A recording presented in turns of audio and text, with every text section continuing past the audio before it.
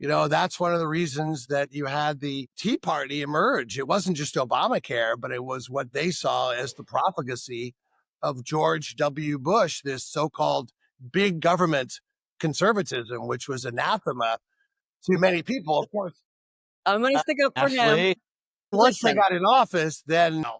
okay, no, okay, let's just stick up. Were there mistakes made? Absolutely. But two things that happened under his watch, not saying because of him, was TARP, the banks falling. So that was amazing amount of money. And we can debate all day long why our banks failed.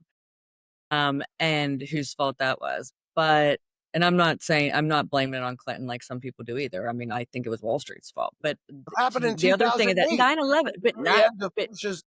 It was because both. if you yes, and then 9/11. I mean, and agree or not agree with Afghanistan and Iraq, we were in two wars. I mean, like it was a different time. So obviously this is very personal to me. So I'm sticking up for my But it's former boss. fair. Let me just push back on that a little bit.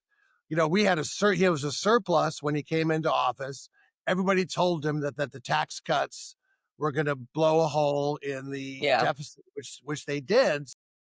Again, Clinton was also responsible a lot of stuff under Larry Summers and Graham Rudman with allowing basically to me the biggest nut was allowing the so-called proprietary trading.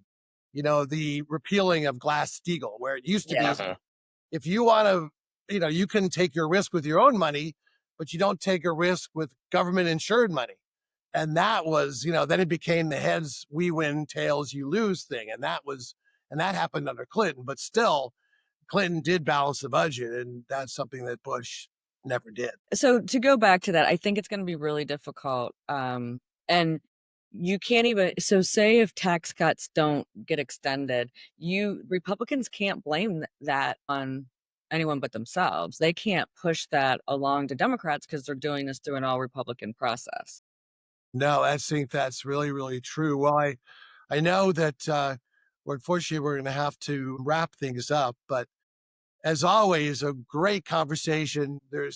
At least with the Trump administration, there's never a dearth of conversation.